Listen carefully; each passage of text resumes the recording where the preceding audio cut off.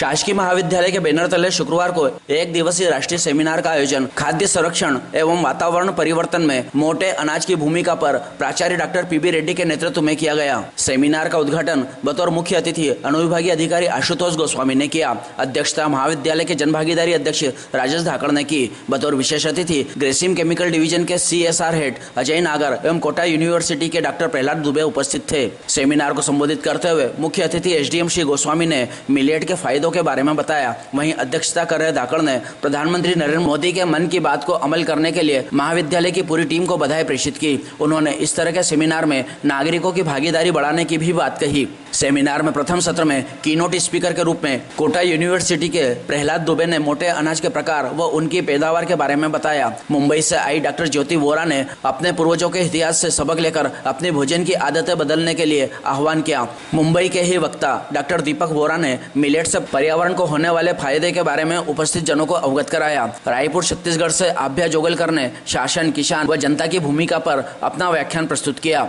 द्वितीय सत्र में विक्रम यूनिवर्सिटी उज्जैन की डॉक्टर अलका व्यास ने अनाज के उपजाऊ जमीन, तरीके, व्यंजन एवं औषधीय गुणों के बारे में बताया। उन्होंने राजगिरा, कुट्टू और सामा चावल उनसे होने वाले लाभ बताए। डॉक्टर हरीश व्यास ने अंग्रेजों के द्वारा गरीबों को नष्ट करने के लिए रची गई साजिश का उल्लेख किया तथा कहा कि आजकल देसी अनाज को बड़े बड़े नाम देकर ज़्यादा पैसे देकर खाने में अपनी शान समझते हैं। उन्होंने मोटे अनाज को खाने से होने वाले फायदे पर भी प्रकाश डाला। डॉक्टर प्रेरणा मिश्रा एवं अन्य शोधार्थियों ने अपने पेपर प्रेजेंट किए। इस अवसर पर देश के विभिन्न स्थानों से लगभग 100 से ज़्यादा शोधकर्ताओं ने गूगल मीट के माध्यम से सेमिनार में भागीदारी की। इस अवसर पर महाविद्यालय के वरिष्ठ प्राध्यापक doctor Vasudev Jatawan, doctor Veena Parik, doctor Sunil Prasad, doctor KC Mishra, professor Pooja Sharma, doctor Usha Verma, doctor Sarita Marmat, professor Ranju Thakur, doctor Rachna Khandelwal, doctor Chandni Jaiswal, doctor Asaram Chauhan, doctor Pawar, doctor Priya, doctor KP Naruka कार्यक्रम में उपस्थित थे। कार्यक्रम का संचालन CL डोडिया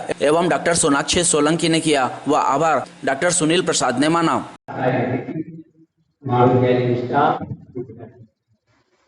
बड़ा अच्छा लग रहा है इस सेमिनार के उद्घाटन पर लोगों का सहयोग देखकर और महाजन स्टाफ का भी। तो मैं हमारे मुख्य अतिथि SDM साहब का आभार। सभी प्रबुद्धजनों को मेरा सादर नमस्कार। प्रबुद्धजन इसलिए कहूँगा कि इस प्रकार के सेमिनार में प्रबुद्धजन नहीं होते हैं। हालांकि विषय ऐसा है जिसके बारे में जागरूकता और बेहतर होनी चाहिए, लेकिन कहीं ना कहीं हम सभी लोग महसूस करते हैं, विशेषकर जो इंडियन आर्टिस्ट है, यहाँ पर जो मिलेट्स है उसका यूज हम लोग कंजम्पशन हम लोग बहुत कम करते हैं। लहसुन की चटनी, प्याज से ज्वार की मक्की की चटनी को स्वाद से देते थे।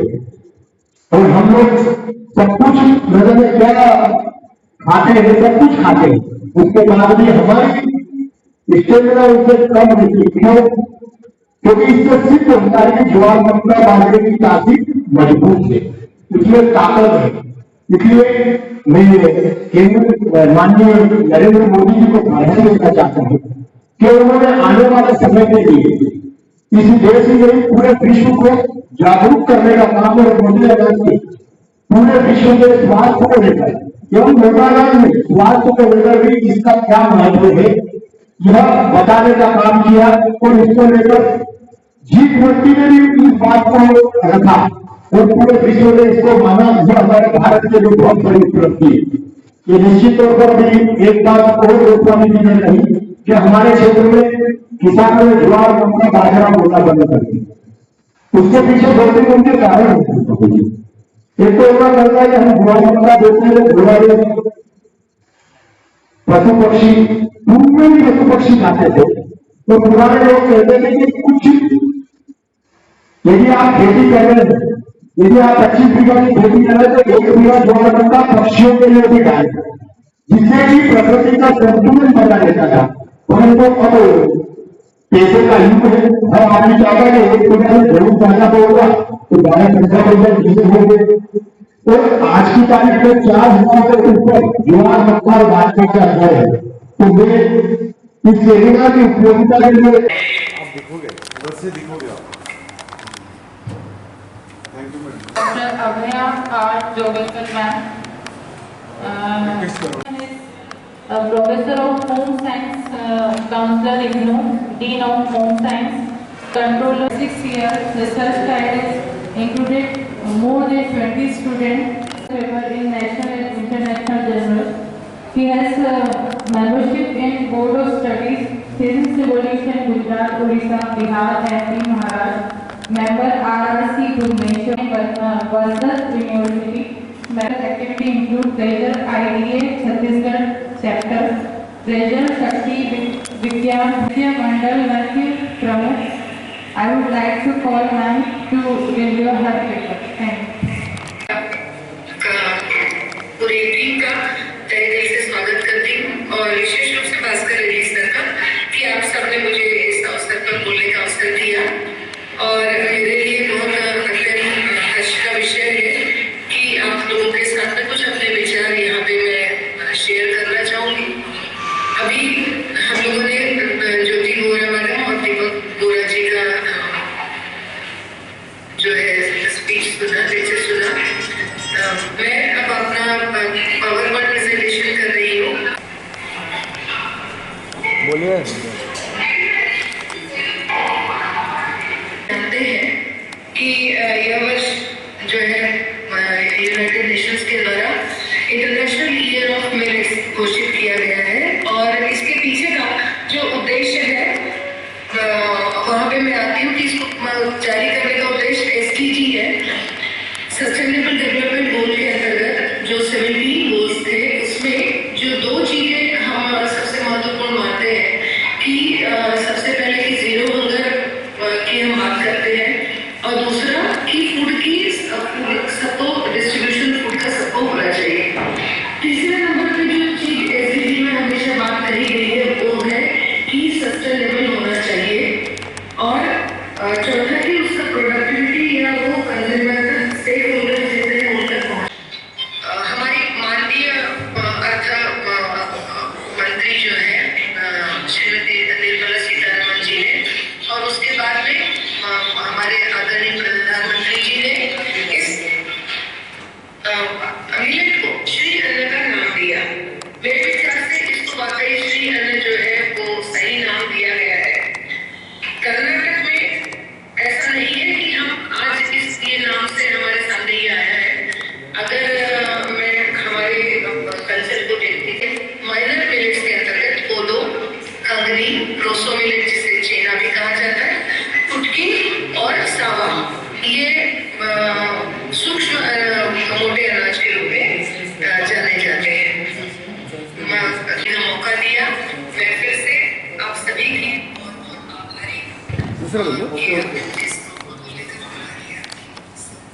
Thank you so much ma'am. निश्चित रूप से आपने अपनी टॉक और प्रेजेंटेशन के माध्यम से हमारे रिसर्च स्कॉलर हैं उनके लिए काफ़ी ज्ञानवर्धक चीज़ें बातें बताई हैं। निश्चित रूप से आपने जिस तरीके से अपने प्रेजेंटेशन के माध्यम से action plan, our target, future और आइडियाज़ के बारे में बताया वो निश्चित ही रूप से हमारे रिसर्च स्कॉलर के लिए भी एक फायदेमंद चीज़ होगी। अब और किसी को कोई प्रेजेंटेशन से रिलेटेड कोई क्यूरीज हो इस टॉपिक से रिलेटेड?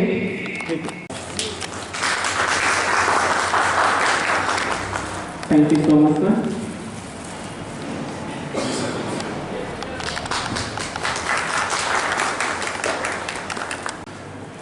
आज की राष्ट्रीय स्तर की जो इस नेशनल कॉन्फ्रेंस जो है मिलेट पर था, माननीय प्रधानमंत्री की मन की बात पर उन्होंने मिलेट्स का अधिकाधिक उपयोग करने के लिए उन्होंने प्रेरणा दी थी। आपको अवगत होगा इस वर्ष जो है भारतवर्ष नहीं पूरा विश्व जो है इंटरनेशनल ईयर ऑफ मिलेट्स के नाम से घोषित किया गया था और मिलेट्स को या मोटे अनाज या छोटे अनाज को जो बढ़ावा देने के लिए सबसे पहले माननीय प्रधानमंत्री ने पार्लियामेंट में लंच में और ब्रेकफास्ट में मिलेट को सम्मिलित कंप्लीटली किया। और सेकंड, आपको एक और ध्यान होगा काशी विश्वनाथ मंदिर में प्रसाद के रूप में भी मिलेट्स का परोसना प्रारंभ कर दिया। माननीय वित्त मंत्री से निर्मला सीतारमण जी ने बताया था इसको श्री अन्न घोषित किया गया। ये आपको प्रमोट करने के लिए उद्देश्य है। लेकिन इसके साइंटिफिक एस्पेक्ट क्या है, जन जन तक इसको किस प्रकार इसको पहुंचा दिया जाए, ये हमारा, जैसा हम लोग बायोलॉजी के हैं, हम एग्रीकल्चर साइंटिस्ट है, फार्मास्यूटिकल कंपनीज है, इस प्रकार के इसमें क्या क्या तत्व पाया जाता है जो इतना इसका विशेष गुण जो है जनता तक क्यों नहीं पहुंच पा रहा है, ये हमारा एक प्रयास था राष्ट्रीय स्तर के सेमिनार में। इसमें सेमिनार में लगभग कलकत्ता से, मुंबई से, छत्तीसगढ़ से, राजस्थान से लगभग 80 से लेकर 90 पार्टिसिपेंट उसके प्रतिभागी आज सम्मिलित हो गए, और कुछ ऑनलाइन और ऑफलाइन के दोनों हाइब्रिड मोड से इस पूरा सेमिनार का आयोजन किया जा रहा है। और मेरा उम्मीद है ये पूरा निष्कर्ष जो निकलेगा वो निष्कर्ष शासन को अवगत करा दी जाएगी, और शासन के जो मिनट्स के आधार पर डेफिनेटली हम भी जितना है जो शासन के माननीय प्रधानमंत्री की जो एक कल्पना थी फ्यूचर में अनाज को मुख्य भोजन के रूप में इसको सम्मिलित करने के लिए, हमारा भी एक छोटा सा योगदान इसमें होगा डेफिनेटली।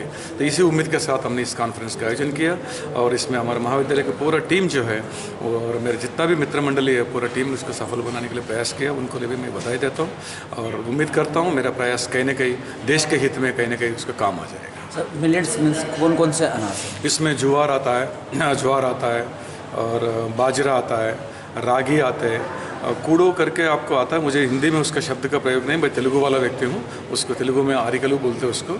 मैं खुद एक किसान का पुत्र हूँ, मैं इसको मतलब मैं खेती भी किया हूँ, खाया भी हूँ, और मेरा पूरा बचपन लगभग इसी में जीता, तो मैं बहुत अच्छे से इसको जानता हूँ। और इसके अलावा बहुत सारे और इसका कोर्रालू बोलते हैं उसको, फॉक्सटेल मिलेट्स के नाम से भी इसको जाना जाता है। इसमें बहुत सारे गुण इस प्रकार का है, उसमें किसी भी परिस्थिति मतलब आपको अधिक गर्मी में बिना पानी के उसको सहने की ताकत है, तो उसको अब साइंटिस्ट लोग ये सोच रहा है ऐसा चावल या गेहूँ में जो नहीं है तत्व इनमें कहाँ से आएगा, इसको क्यों प्रमोट नहीं किया जाए।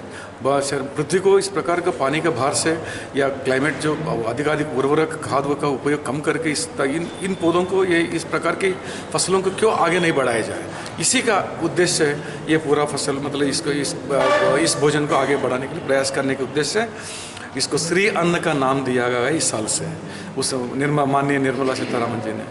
और काशी विश्वनाथ मंदिर में भी इसको मैंने जैसे बताया उसका प्रसाद रूप में चढ़ा रहा है। सबसे पहले माननीय प्रधानमंत्री ने सबसे पहले शुरुआत कहाँ से की, पार्लियामेंट में लंच और भोजन में इसको कंपलसरी कर दिया। अब आपको ध्यान होगा G20 जो इंदौर में जो हुआ था सदस्य सम्मेलन, वहाँ भी इसका जिक्र हुए और वहाँ भी उनका लंच में एक मिलेट का भोजन उसको परोसा गया।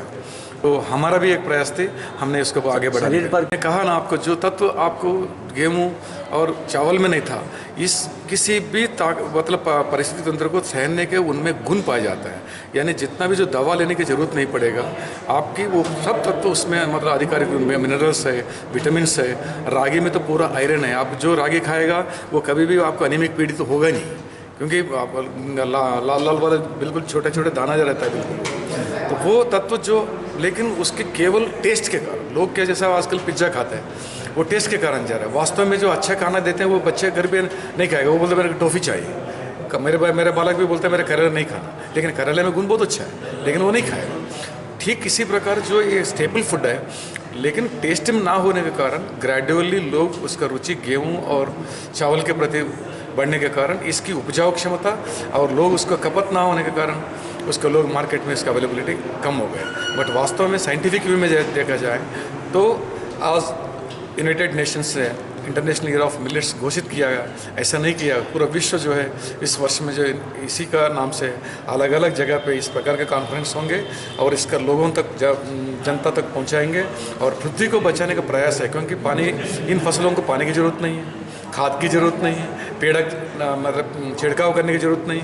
आपको एक प्रकार का ऑर्गेनिक फूड खाओगे, ऑर्गेनिक फूड खाओगे तो वैसे आपको पेस्टिसाइड से, इससे आपके कीटनाशक से आप मुक्त हो जाओगे। तो आपको उस प्रकार का फूड खाओगे तो आप स्वस्थ रहोगे। जब स्वस्थ रहोगे तो आपको इसके ऊपर पृथ्वी पर पानी बचत हो गई, आपको इतना फैक्ट मतलब ये ऑटोमेटिकली पृथ्वी का बचाने के लिए एक प्रयास है। भोजन तो अच्छा तो है ही, साथ साथ पृथ्वी को बचाना है।